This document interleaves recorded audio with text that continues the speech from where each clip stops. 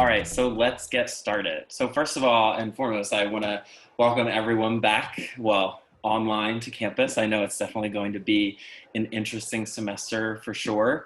But as I mentioned, we're still accessible. We do mock interviews, cover letters, resumes. We can help with salary negotiation, whatever it is you need with your career-related questions, we're here to help. Already did some introductions, but that is me. That is Emily. Emily works for the college team and I'm on the engineering team. So, question, how long does a recruiter spend initially reviewing a resume?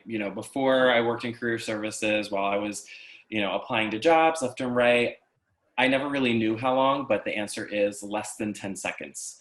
That is very shocking. You think, I put so much time into my resume, a lot of thought goes into this, a lot of attention to detail, the bullet points, but recruiters and hiring managers typically know what to look for when they are hiring for specific positions. So it's really important that you have the most important things on your resume highlighted. You have the information that you want the employer to see right there. Keep it to one page. Again, if you're out of college, you've been working for a couple of years, you'll definitely have at least 2 pages, 2 to 3. I know, I've been out of college for quite some time. I have a 2-page resume, but pretty much everyone graduating as an undergrad or a master's student should have a 1-page resume up until you get about a year or 2 of working underneath your belt. Let's go to the next slide if this will work. Okay. So the challenges with a resume, there's so much information that goes into this. It's basically your whole career. The hard part is trying to pick out which ones you think are most important for the employer to see. Everything you've done, your activities, your awards, high school information, all of that is super, super important. But there comes a point where you have to figure out, what is it that I actually want on my resume? What do I want the employer to see? What's going to be most important for them to see for me to actually get that job? So employers only have what you write. Again, so you submit a cover letter, a resume, that's all that they're saying. Of course, if your LinkedIn is on there, if your GitHub, or if you have a personal website with any of your school projects and whatnot, that's going to be an additional help as well. But remember, the employers, the hiring managers, the recruiters, especially with the career fairs coming up, the only things that they will have is what you write on your resume. If something's missing on your resume, say you took a gap year and that's not on there, an employer can left to be thinking, okay, what did this person do during that time? And it will more than likely be a question that comes up in an interview. And again, can't imagine anything you haven't mentioned explicitly. So of course, they're going to look at everything. They're going to look at all the work that you've done, the courses that you've taken, and that's what they're going to take away from the resume until they get to that interview where you're able to open up a little bit more and talk about that. Of course, you can do that in a cover letter. We do have a cover letter workshop, I believe, that was recorded, that can be found on our website, and that's something really useful that I advise everyone to look at as well. So a good resume, there are a couple of things. Represents accurate and true information. So you want to be extra sure that you are being completely honest on your resume. If you didn't do a certain thing and you add a bullet point saying you did that, well, if an employer calls your former boss and brings that up and it says, oh, you didn't do that, that's going to be a red flag for them.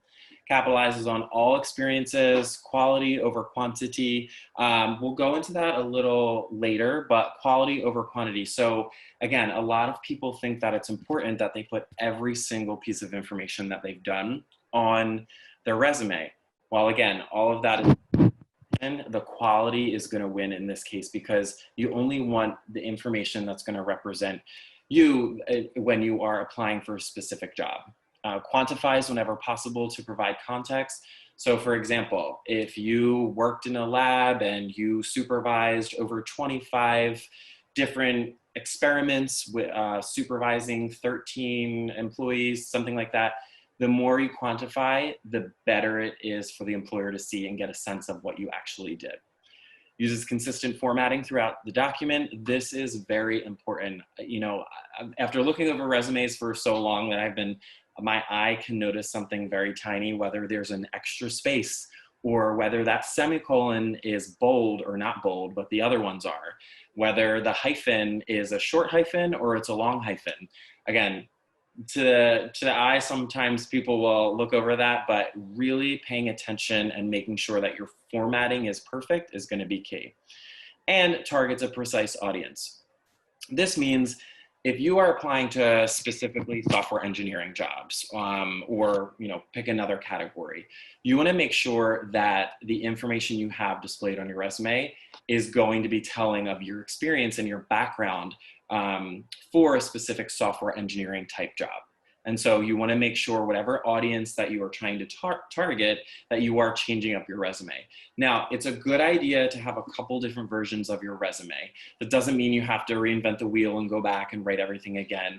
But what I tell students is if they present to me a resume that's 2 pages and they have all this information, I tell them to keep that document. And then as they go to apply for jobs, cut and paste specific pieces that fit to that specific job, therefore only giving you a page of your resume. You don't have to delete everything, but just keep a master file of all the information you have so that you can pick and choose moving forward, depending on each different job you apply to. Yeah, and just to chime in, I think for college students particularly, I hear a lot of students who are worried about not being qualified for internships or jobs because they don't have experience that's directly relevant to the thing they're applying to. So remember that when you're tailoring your application materials and targeting for that particular thing you're applying to, it doesn't have to be a direct one-to-one, right? So if they're looking for somebody for an internship or they want someone to have really good communication skills, there are a lot of extracurriculars you could have or past experiences you could have where you could talk about and show those really strong communication skills and writing skills that you built up through research or through other places. And it doesn't necessarily have to be a direct one-to-one for you to show transferable skills and be a really good candidate. Exactly. Thanks, Emily. Employees past and present tense. This is a very important one that I see all the time. So if you are listing out your professional experiences, you have 4 jobs listed. The top one you might be presently at. And so it'll say, June 2020 to present. You can have a mix of present and past tense verbs, but you should definitely have something that's present because you're still currently there. And so you should be able to tell the employer, these are a couple of things that I did, but this is what I'm currently doing there. Everything else, when it's a completed job, if it's from 2 years ago, a year ago, all of your action verbs should be in past tense because that job is completed. Use a strong, precise, active verbs. We'll go into this a little bit later, trying to pick out what are the best verbs to use, what are ones that are commonly used that really don't give enough information. But you really want to be thoughtful about which verbs you use so that you really can show and portray what actually you did at that job. Avoids complete sentences. Exactly. You don't need complete sentences on your resume. They're bullet points for a reason. A lot of the times we take out articles, the, and. Now, if you have them, that's perfectly fine. But it's not necessary for you to have full sentences with proper punctuation in your resume. The font size, you want to be anywhere between 10-point and 12-point font. Anything below 10-point, it's going to be it's straining on your eyes. You want to make sure an employer can read everything, it's legible, the print is large enough, so don't go anything below 10-point. The margins can be 0.65 to 0.5. I tell students do that all around. It gives you a little bit more room that you can play with, especially say if your resume goes to a second page and you only have 2 or 3 lines. Well, changing those margins to that can help save you that space and bring it up to 1 page.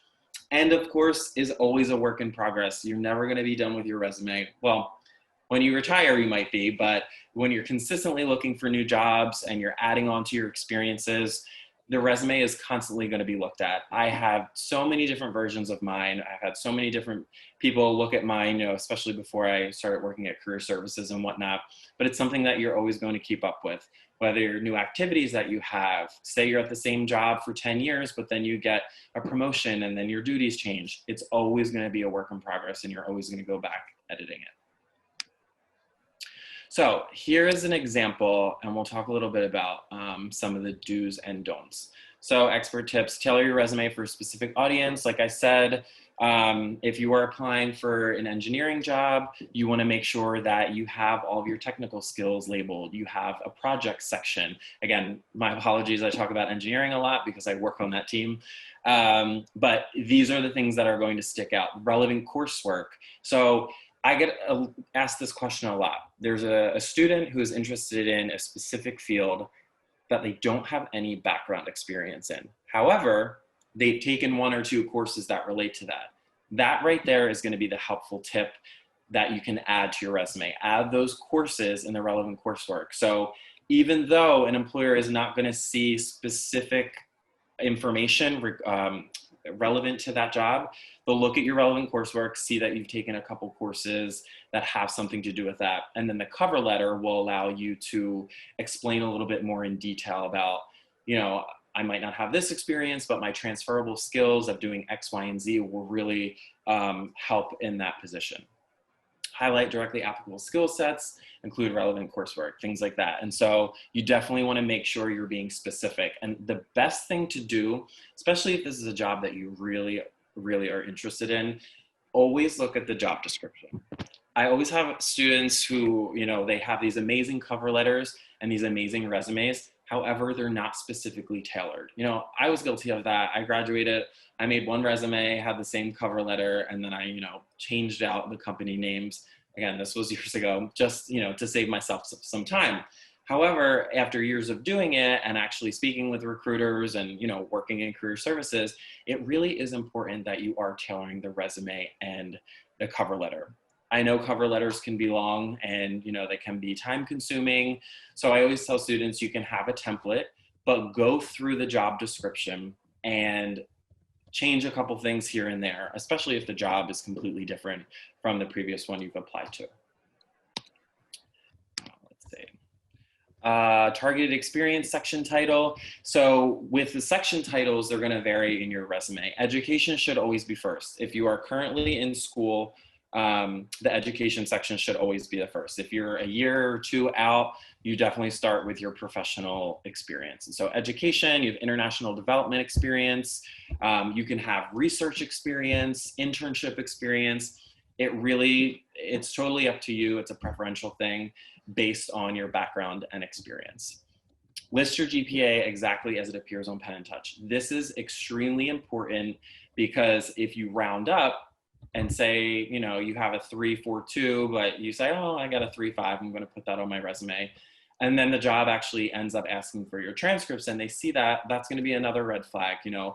Does this person round up all the time? Or are they going to do this with their work? Is it not going to be truthful? So you want to make sure that everything is completely true and accurate on your resume. And then create different, looks like my text cut off, but I was going to say create different resumes with more or less the same information, but maybe other information specific to different jobs that you'll be applying to. And so you can have a bunch of different resumes for different types of jobs that you will be applying to. Think broadly about different experience types and skill sets. Again, these are also examples of things to look out for and pay attention to detail. So if you look to the right, the circled things, fall 2016 hyphen space present. Then below you have spring 2015 space hyphen space present. These are all little tiny things that might not seem important, but it's attention to detail. And that is in 99% of jobs that you find out there. So you want to make sure that you are being consistent throughout your resume. If you look down, you see December 2015.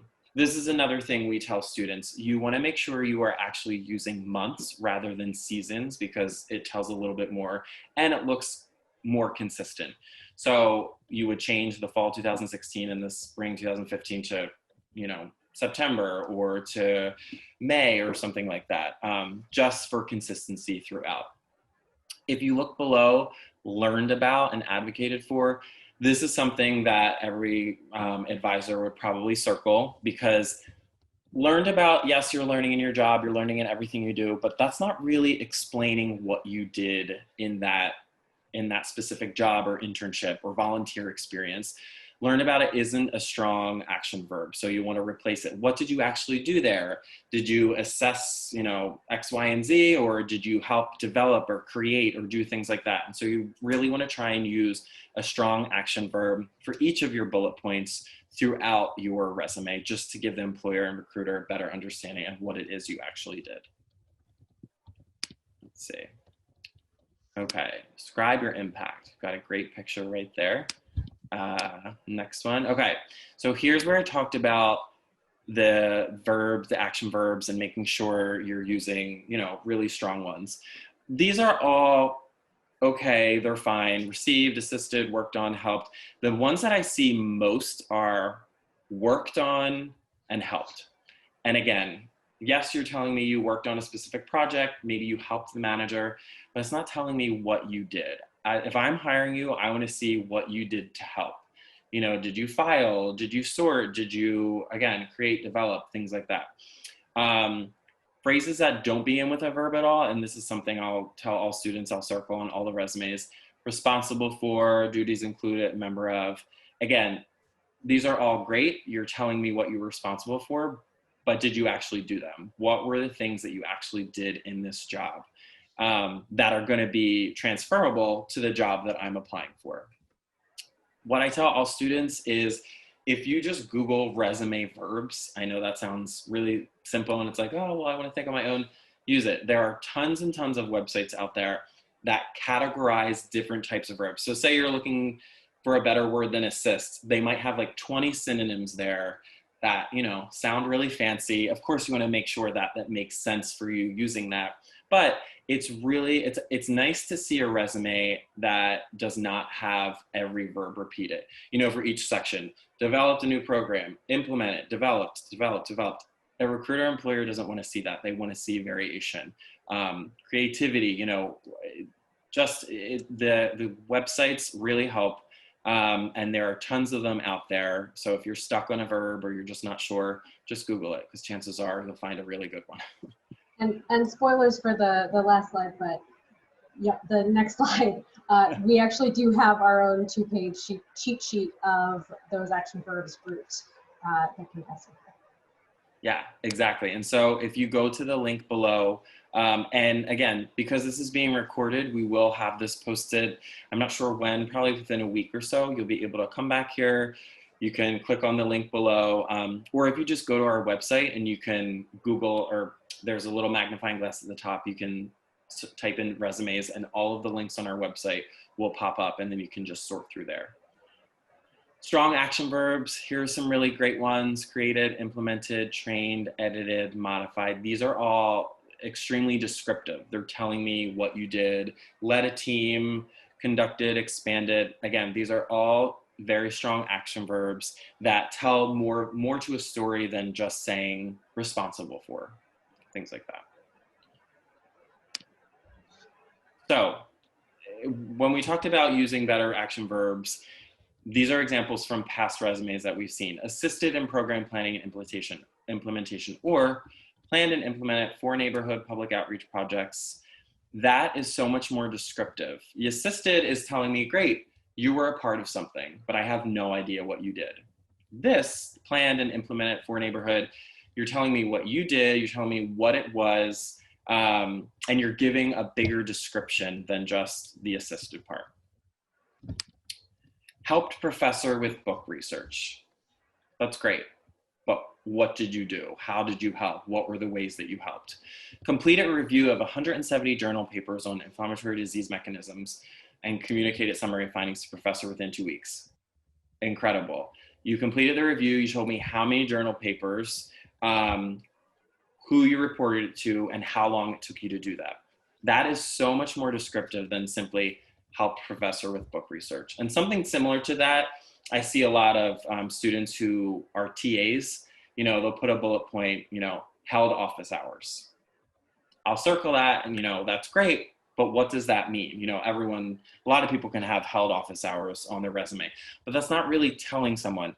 Held office hours, did you tutor students? Did you help create projects? Did you help grade the assignments, things like that? The more descriptive you can be, And the better a picture you can paint for the employer, the more they're going to understand the work that you did. And the more likely you are to get that phone call for an interview. Participate in training for website management, or gain hands-on knowledge of content management system by participating in 3 online training courses. Amazing. You're telling me how many courses you attended, and that's telling me right there, okay, you were able to go through the training, you understand this knowledge now. The participated doesn't really tell me anything. Same thing with the previous example we saw of learned. Yes, you learned something, but again, that's not really a true action that's telling me what you did in that specific job. Resume checklist. These are things to always look for when you're done writing your resume. Chronological order. I get this question a lot. It'll be professional experience, and there'll be 3 jobs. The first one will be a job that was completed last year, and then the next one will be something that they're currently doing. So I'll circle it, or I'll talk to the student and I explain, you make sure you want to have chronological order. It's easier for the recruiter or the hiring manager to look down so that they can see in chronological order, okay, here's where this person's working. This is where they worked previously. Some people think that putting the more important looking job first is going to be way more important. It's going to catch the reader's eye. They're going to look at it all. Again, 10 seconds is the average, but if they're really interested in you, they'll, review everything thoroughly. But you want to make sure everything is in chronological order, starting with what is most present. Do the dates align? Again, the dates sometimes, like I said, they'll have seasons, or they'll have Jan 2015 to, February 2017. Make sure if you are abbreviating your months, you are doing that for everything, so that you don't have abbreviation and spelling here. If you are using Jan period, make sure you are using periods throughout the rest of the resume using your months. That is a common thing that I see, and again, it's a small detail, but it's really important, and it shows complete attention to detail. Are the dashes the same size? They change all the time. Is the style the same for all employees, all titles, cities, and states? So you have the company, then you have your title, the location, and then the dates you did that. Make sure they all follow that same order. You want to make sure that consistency is really shown throughout your entire resume. And is your resume completely free of typos? You want to reread them, have someone else read them, have one of us read it. As an example, I applied to this job, which I've been here for 2 years, but I had my resume looked at perfectly. I was so confident. I had everything written out. I had a variety of action verbs. All my dashes were the same size. Everything was perfect. And then after I got hired about a month later, a colleague of mine was like, oh my gosh, your resume was great. You just had that one mistake. And of course, I panicked, and I went back and I was like, oh, what do you mean? No, I looked at it. I had 4 other people look at it. I put the wrong year. And so I put 2 different jobs starting in 2017 or something like that. But it's such a tiny thing that I've been looking at my resume like over 100 times that your eyes just start to have everything blend in.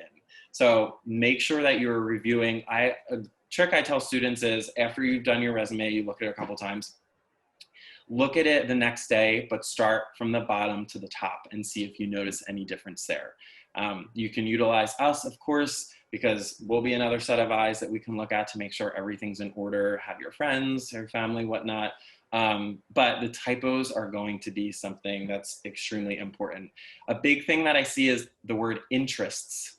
That's spelled incorrectly. I know it sounds silly because it's an easy word, but if you're typing quickly, the red squiggly line doesn't come up underneath it, and it's a section title, you might kind of zip past that without noticing. But just make sure everything is in order. Consistency, the font, the dashes, the dates, and all of that, because that's going to be something really important that recruiters look at.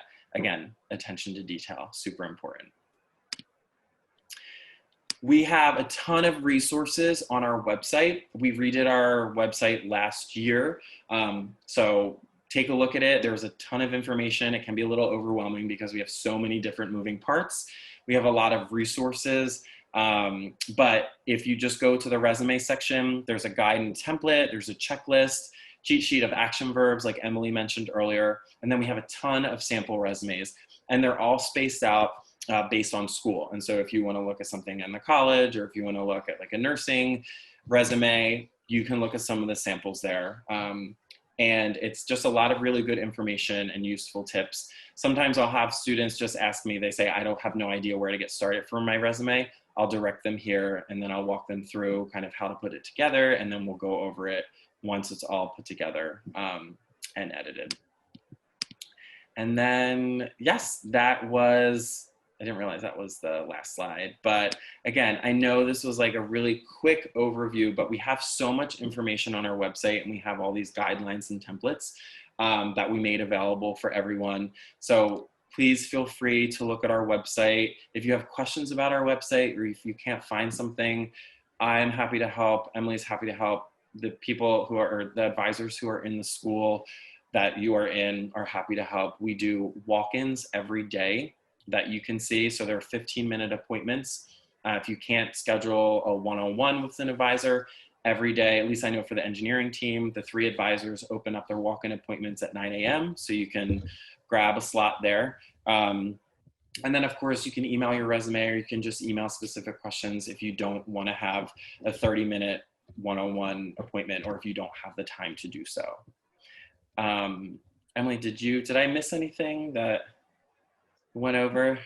Yeah, no, I think that was a great overview of sort of a lot of the basics. I have been keeping an eye on the chat, so there are at least a handful of questions people had that I think we can jump into and cover. But yeah, definitely, I'm going to put a link in the chat for both.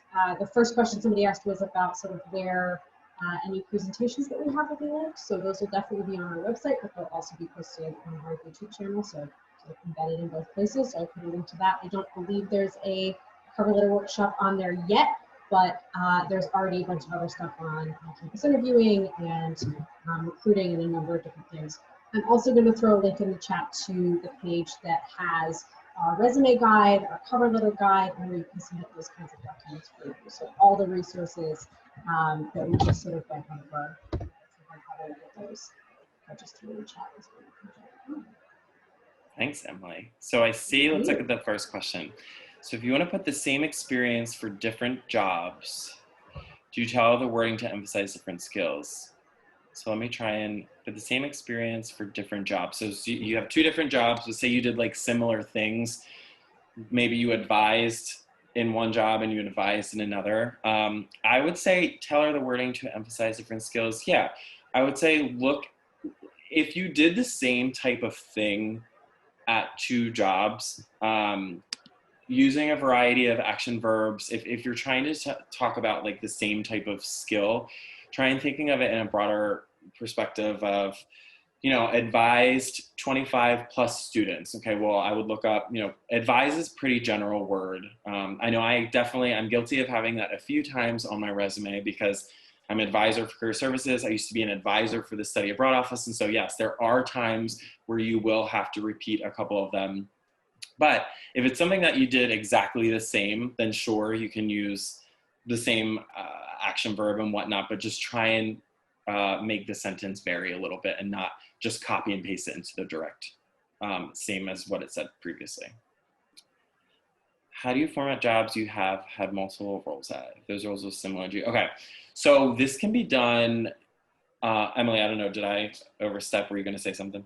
No, I was going to say this can be done a couple of different ways. I would say, as someone who's had 3 or 4 jobs at the same institution, if you have really different responsibilities, you can have the employer on one line. So, you know, University of Pennsylvania, have a location at the right, and then nest the job titles and responsibilities under that. So have the most recent job title and dates with the bullet points underneath that.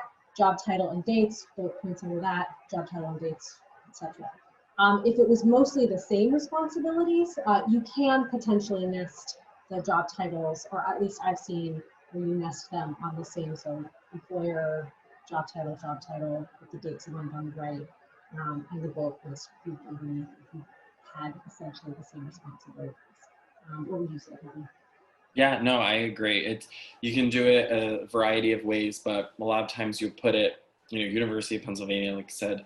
And then within that, you can separate. So you put the most recent job, the dates that you started, the bullet points, maybe you only have one or two. And then below that, your other title, and then the dates that you did it there, and then the bullet points underneath. And so you keep them all together in one section rather than, Penn, and then another job, and then you did Penn here. And so you just want to keep, if it's the same company, just keep it all together, but you can section it out into the timeline, so the different years and bullet points. Should numbers be listed as words or numbers? Completely up to you. Just be consistent. So I'll see people write 7 or 19, but then they'll spell out 3 and 5. Just be consistent. Anything above 10, you can write. You can write the actual number. I see a lot of people kind of do both. And so again, completely preferential, whatever you like, just be consistent with it. That last question, whether or not you can use a different first name than your legal name. If it's more of a nickname, I've often seen people put, first name, parentheses, their nickname, and then last name. So that's a really common way of doing it. I don't know, Kevin, do you see people just use their, preferred name versus sort of leave the legal name all the time? I do, yeah, totally. It's your resume.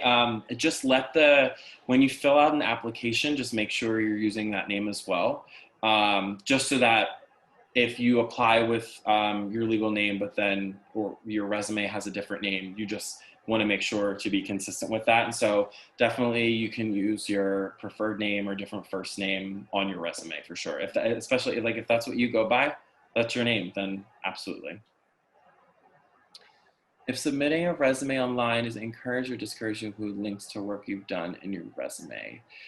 So with this, you can always include a link.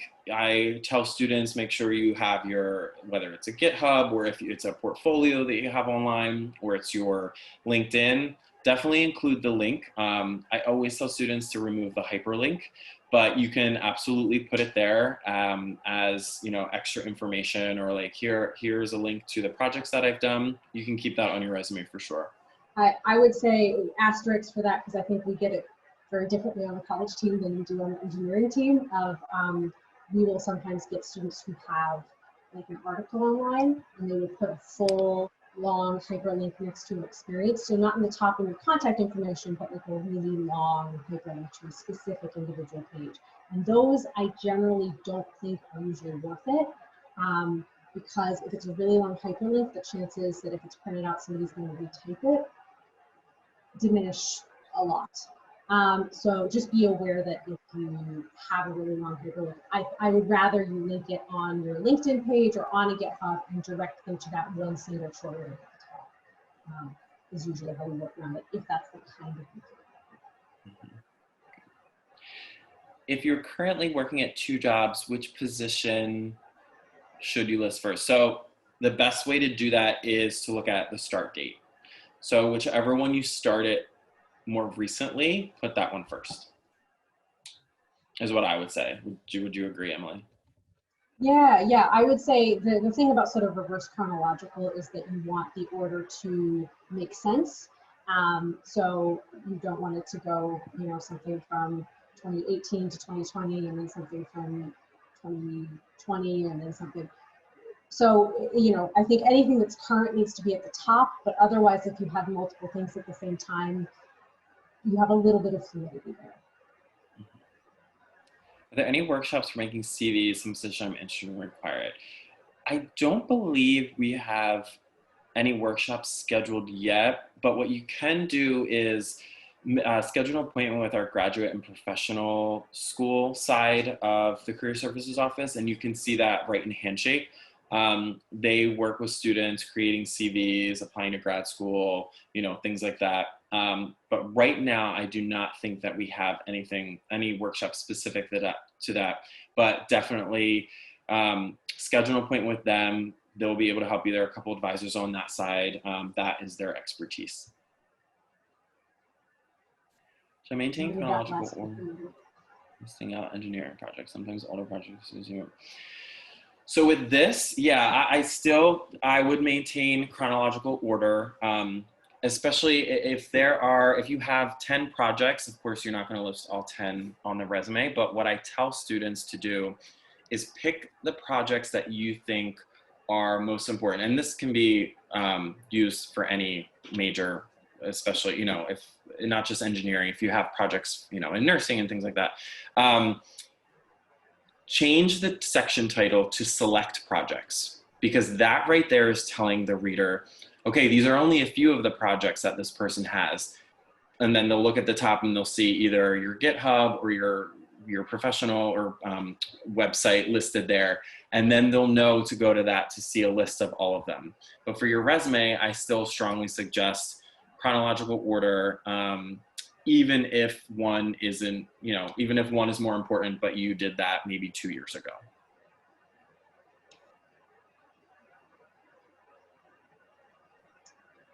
Any other questions?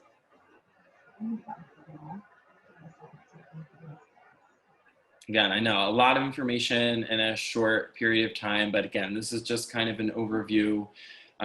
This will be recorded, and so you'll be able to access it. Again, I'm happy to answer any questions you have, whether you email me or you schedule an appointment directly with your advisor.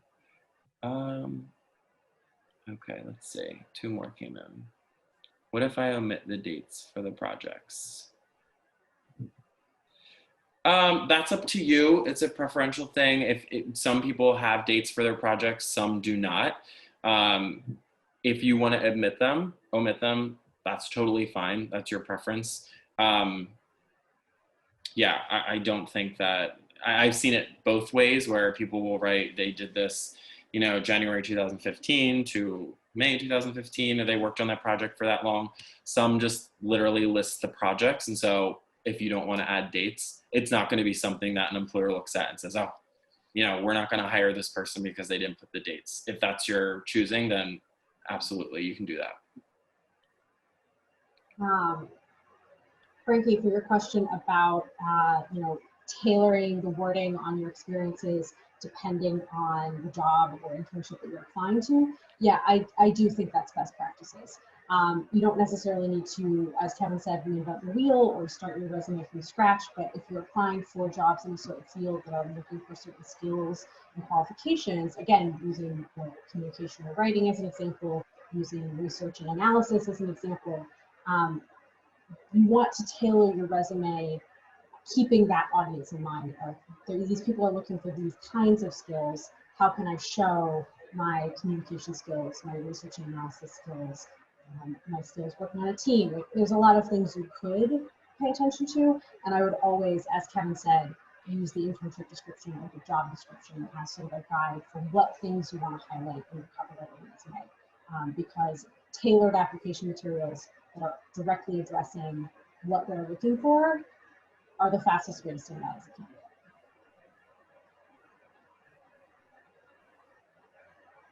Any other questions?